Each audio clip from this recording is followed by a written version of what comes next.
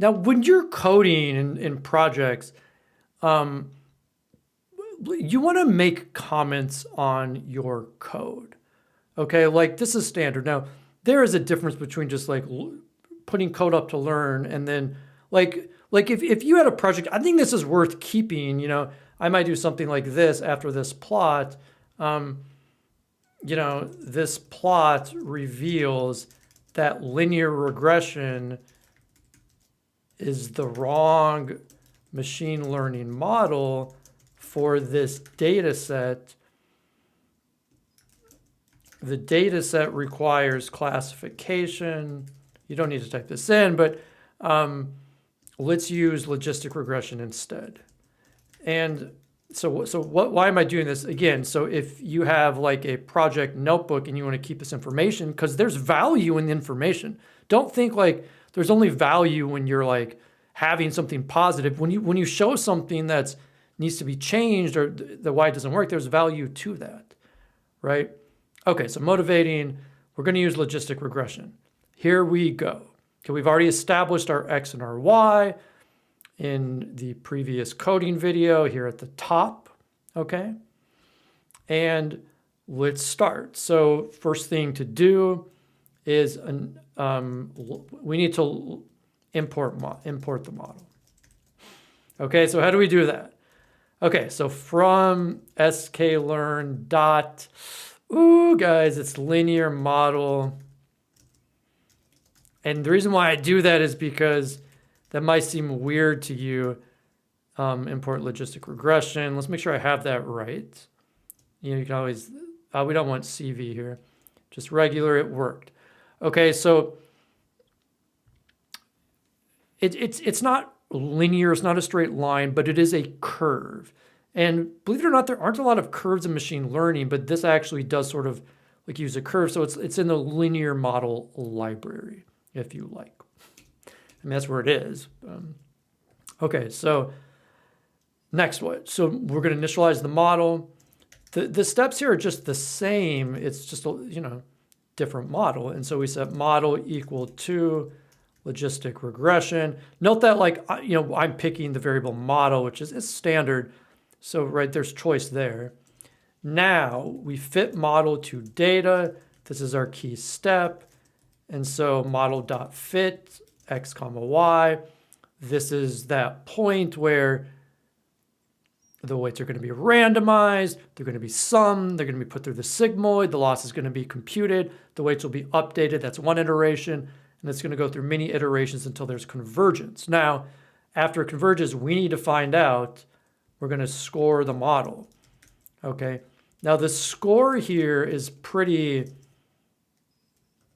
it's pretty straightforward. Like it's simply the percentage of results that are correct.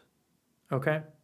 That's what it is, because it's either yes or no. Like if the model predicts 1 and the result is 1, it's correct. If the model predicts 1 and the result is 0, it's incorrect. And so you can simply divide the total correct by the total to get the percentage. Okay, so these are the 4 steps. Let's see how we do. Press Shift Enter to run the code. Okay, now an error has shown. Now, okay, we get the result after the error, but I'm going to show you how to fix the error. It says stop, total number of iterations reached limit. So basically it wanted to keep going and it stopped. And this is sort of like a flaw in the, I think, the current sklearn model. Many years ago, this never happened. Suddenly it always did. And so this has a special fix, and you simply put max iter. Okay, there it is. So you get to set the max number of iterations. And let's play around with this a little bit. Like let's see how many does it need. It could depend on the model. I mean, the max, these models are fast. This data set is not too big. Let's just go with 500 and see if that's enough. Okay. That's taking, you know, a little time. You know, it still didn't work. Yeah. But note the result is better because it did more. I think 5,000, which is what I often use, is safer. So let's see how it does with 5,000 iterations. So that's the max, right? Each time, like it's going through that iteration, it's going to like change the weights, sum them together, put it in the sigmoid, move everything to 0 and 1, compute the errors, and adjust accordingly. And this can be faster or slower depending on the size of your data set. I will actually often use a smaller data set to speed up the process. When we had the default max iteration, I'm not sure what it is, we can check. We got 79%, and then we upped it, I think, to 500 and got 83%.